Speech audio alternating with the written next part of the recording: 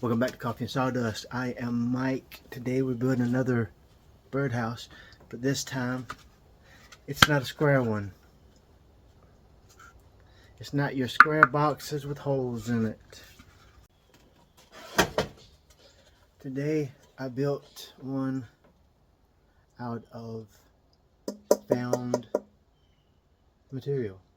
I found this bowl out in the woods.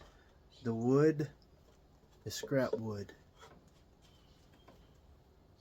And this is what we're building today. Sit back, relax, and enjoy the video.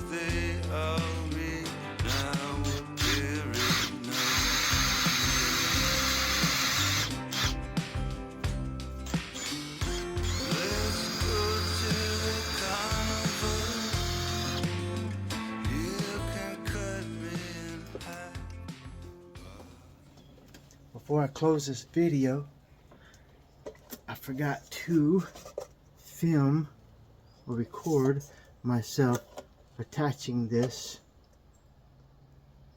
to the wood. You seen I drilled the holes, and then I just used regular small black screws to attach it to this base. So I hope you enjoyed the video. If you did, hit that like button. If you're new, hit that subscribe button. And until my next video, you guys keep building.